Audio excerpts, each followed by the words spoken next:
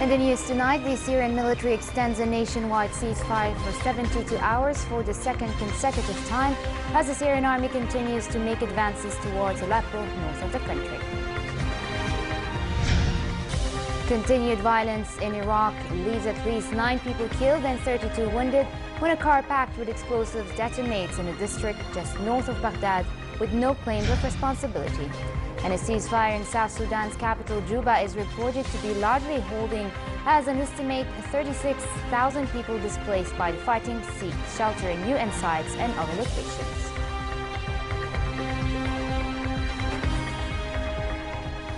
Good evening and welcome to a new edition of the news. The security authority's ability to protect investments and public and private properties is key to attracting foreign capital, said Prime Minister Hani al-Mulki. During a visit to the Civil Defense Department, he said the security apparatus efforts have had tremendous economic impact, noting a 25% drop in accidents last year from 2014, which he said is testimony that prevention is working. Mulki told CDD Chief Lieutenant General Talal Kofahi and senior officers at the meeting attended by Interior Minister Salam Hamad that literature designed to promote investment should include clear wording about the state security agency's ability and proficiency to take preemptive measures to protect these investments and properties. According to CDD statistics, material and property worth 372 million GDs have been saved from fires or other accidents last year and estimated 177 million GDs this year. Prime Minister Hani al-Mulki discussed with Amos Hossein, a U.S. Special Coordinator for International Energy Affairs, ways to help Jordan address challenges in the energy sector, which depletes 15% of the state budget. The Prime Minister emphasized the need to forge closer cooperation between Jordan and the U.S. in the energy domain based on the importance Jordan attaches to this sector. Hossein highlighted ways the U.S. can help Jordan and other regional countries establish strategic energy projects. Separately, prospects of cooperation between Jordan and Kuwait in the agricultural sector was the focus of a meeting Prime Minister Hani al-Mulki held with head of the Kuwaiti Farmers Union, Hadi al-Watari. Mulki pointed to the possibility of producing certain agricultural produce in Jordan for the Kuwaiti market through cooperation with Kuwaiti businesses and the aim of setting up agriculture industries and companies in the kingdom for export purposes. Foreign Minister Nasser Joudi discussed with Executive Director of the World Food Programme, Ethiopian Cuisine, ongoing cooperation between Jordan and the UN agency, as well as assistance to the kingdom channeled to Syrian refugees. Joudi emphasized the importance of the WFP's role in supporting the refugees and hosting communities, calling for coordination among international organizations and pooling efforts to upgrade the level of services provided to the displaced Syrians. He also urged donor nations to assume their global humanitarian duties by not leaving host communities unassisted. The WFP official voiced understanding of the humanitarian consequences of the Syrian crisis on Jordan, which now hosts more than 1.3 million Syrian refugees. In Syria, meanwhile, the Syrian army has extended a nationwide truce for 72 hours for the second consecutive time as it presses on with its operations in Aleppo in the north of the country, where it is making a slow advance. A statement by the army command, reported by the Syrian state news agency Sana, said the truce has been extended until the 14th of this month. Fierce battles have been raging in Aleppo, supported by Russian and Syrian airstrikes, mainly in Beni Zaid, the front line of fighting between the Syrian army and rebels, as well as the industrial Al-Lirmoun on the northern edge of the city. The Syrian Observatory for Human Rights said the Syrian army was advancing towards Al-Lirmoun and has seized a number of buildings. Down the Champs-Élysées, as the main street in Zaatari refugee camp is known, pedestrians tread carefully to avoid the traffic caused by cyclists and carriages transporting and selling goods. And Zaatari bicycles have become the main mean of transportation for residents to move around the massive camp. Sometimes entire families ride on a single bicycle, a sight that has become familiar in the camp, which is home to more than 80,000 Syrian refugees. When the camp was set up in 2012, families found it difficult to move on from one area of the camp to another, and going by car or private taxi cost 2 JDs even for a trip inside the camp. Now thousands of bicycles can be seen in the camp every day. Some try to save a few dinars from the monthly financial support they receive from the UNHCR to buy a bicycle, which has become cost-effective and a reliable means of transport for most households. Colonel Nawraz Hakouz, director of the Zatari refugee camp, explained the advantages of having bicycles inside the camp. The beginning of this idea that it was one of the diplomatic representative here in Jordan that they offer around 800 cycles inside the camp for free for the refugees for their use, so they can have an easy access to move around the camp, whether inside, let's say, the camp, or to use all the facilities here, or from a container to another container to see their relatives or to see their work if they are working inside the camp. And it gives us a benefit also in our, let's say, directorate, that it will reduce the traffic jam inside the refugee camp. In Iraq, continued violence killed at least 9 people and left 32 wounded when a car packed with explosives was detonated in a district just north of Baghdad. There was no immediate claim of responsibility for the blast in Rashidiyah.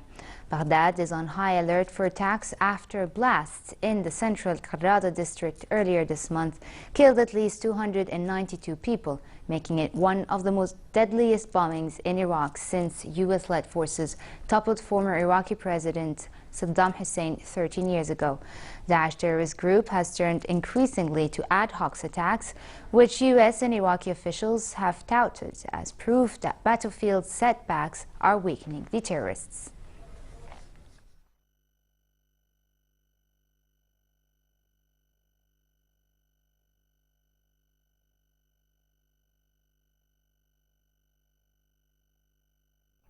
A ceasefire in South Sudan's capital, Juba, is reported to be largely holding, with the exception of some sporadic fire. But so far, an estimated 36,000 people have been displaced by the fighting, seeking shelter in UN sites and other locations.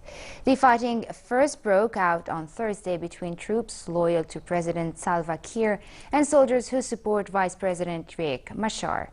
The World Health Organization says access to the UN compound is now being blocked for civilians who are trapped in churches and schools without access to water and sanitation.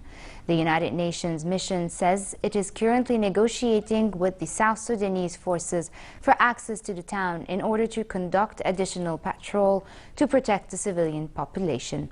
The United Nations mission says opening its gates would be an exceptional measure taken only when all other means of protection have been exhausted. The UN Refugee Agency has called on neighboring countries to keep their border open to people seeking asylum and said it was gearing up for possible refugees outflows. Deeply concerned at reports of civilians being prevented from seeking refuge in the premises of the UN mission in South Sudan, UNMISS, and in some cases being shot at while trying to do so. We are also deeply worried at reports that UN compounds and protection of civilians' sites have been directly caught in the fighting and apparently at times directly targeted. U.S. Defense Secretary Ash Carter announced that American troops in Afghanistan will have greater freedom to strike at the Taliban under broad new powers approved by President Barack Obama last month. At a joint news conference with Afghan President Ashraf Ghani, he said the powers granted to commander the U.S. forces in Afghanistan would allow much more efficient and effective use of the forces there. Under the authorities previously granted to General John Nicholson, who commands both the NATO-led Resolute Support Mission and a separate U.S. counterterrorism mission, his forces could generally only intervene against the Taliban when Afghan government troops requested emergency assistance.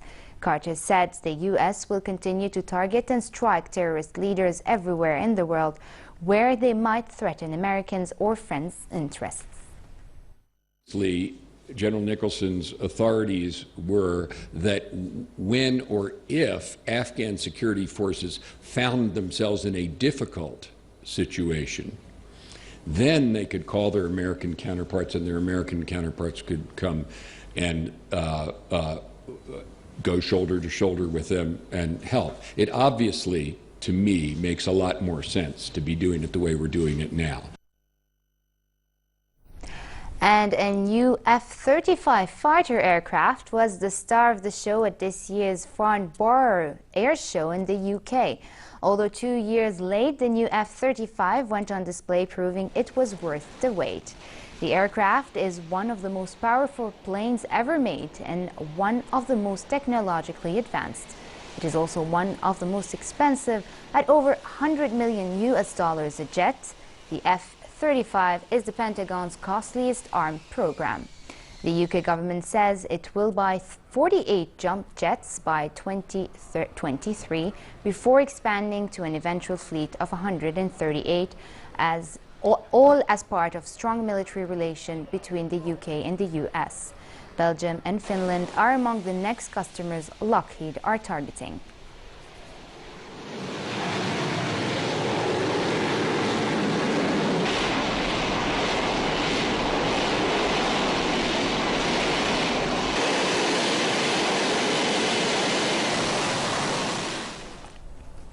Necessity is the mother of invention, a saying that goes well with the Greeks, who found themselves compelled to think outside the box after 8 years of crippling recession.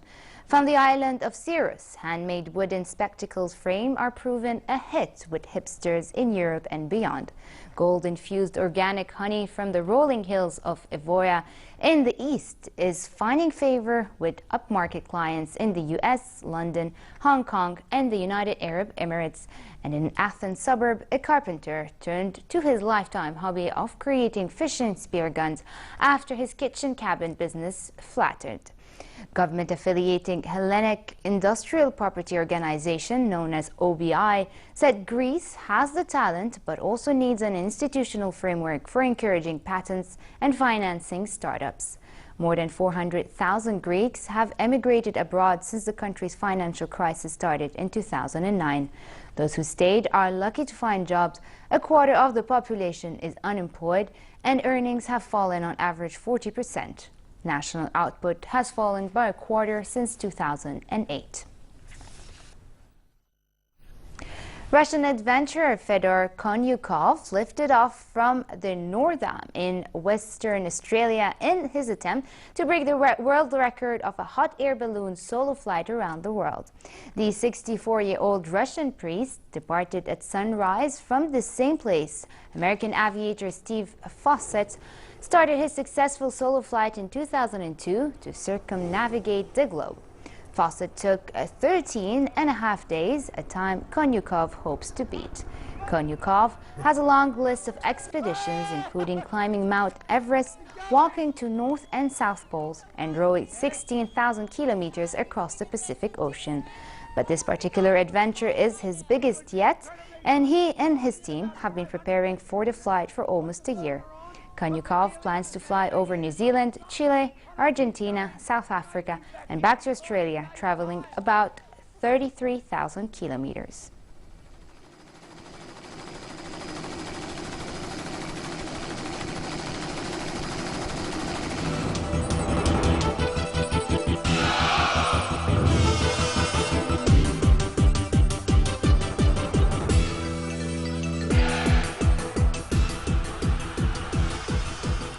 Michael Matthews completed his set of Grand Tour victories when he prevailed in the 10th stage of the Tour de France at the end of a royal breakaway. World champion Peter Sagan, who reclaimed the green jersey for the points classification from Britain Mark Cavendish, took second place, and Norway's Edvald Boasson Hagen finished third. Britain Chris Froome retained the overall leader's yellow jersey after finishing safe in the main pentathlon, more than 9 minutes off the pace.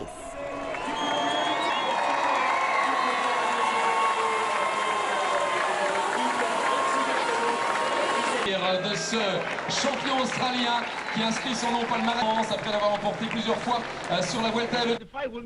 A jockstrap worn by boxer Joe Frazier when he defeated Muhammad Ali for the combined heavyweight title hit the auction block along with the gloves Ali wore in the 1971 fight, dubbed the fight of the century.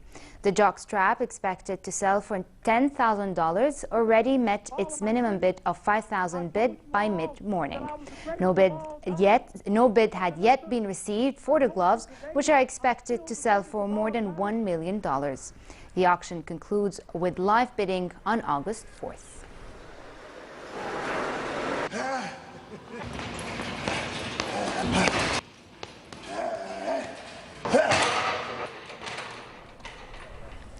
And finally, moderate conditions continue across the kingdom for the rest of tonight with northwesterly moderate winds. Hot weather prevails in most regions tomorrow with northwesterly moderate to brisk winds, stirring dust in the southern and eastern parts of the kingdom. The Gulf of Aqaba should expect very hot conditions tomorrow with a high of 43 degrees Celsius during peak hours, while winds will be northerly moderate to brisk and seas slightly high. Next are the lows and highs for tonight and tomorrow.